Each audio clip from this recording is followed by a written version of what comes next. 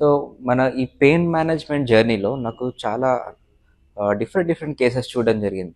Like ఎక్కువగా నాకెక్కువ కష్టపడింది గానీ, చాలా ఇంట్రెస్టింగ్‌గా అనిపించింది మాత్రం పోస్ట్ కోవిడ్ ఒక యంగ్ పర్సన్‌కి హిప్ జాయింట్ ఆర్థరైటిస్ వల్ల చాలా పెయిన్‌తో సఫర్ అవుతా ఉంటాడు.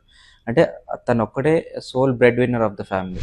అంటే తను పోషిస్తేనే ఇల్లు గడిచేంత స్థితి ఉందనమాట.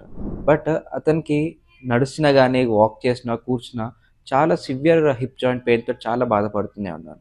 సో, ఇది మనం డయాగ్నోస్ చేసిందేందంటే hip joint avascular necrosis. Hip AV అని అంటాం. సో, వాళ్ళకేమవుతుంది హిప్ జాయింట్‌లో బ్లడ్ అనేది బ్లాక్ అయ్యి, ముందున్న బోన్ అంతా డ్యామేజ్ అవ్వడం. సో, దానివల్ల జాయింట్‌లో మొబిలిటీ గానీ, మూవ్‌మెంట్ తగ్గడం అండ్ పెయిన్ చాలా ఎక్కువవ్వడం. సో, దీనివల్ల క్వాలిటీ ఆఫ్ లైఫ్ గానీ, వర్క్ సరిగ్గా చేయకపోవడం, సో, ఇవన్నీ చాలా ఎఫెక్ట్ అవుతున్నాడు.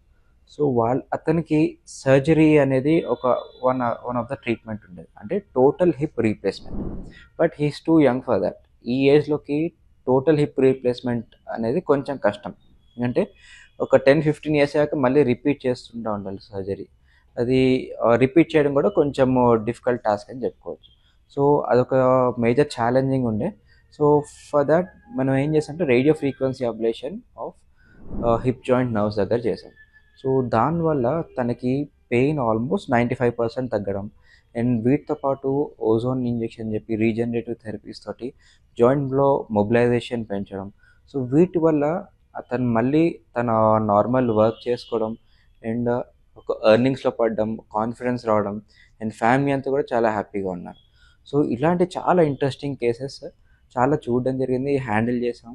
అండ్ వాళ్ళు చాలా హ్యాపీగా క్వాలిటీ ఆఫ్ లైఫ్ ఉండి పెయిన్ రిలీఫ్ తోటి చాలా హ్యాపీగా ఉంటున్నారు.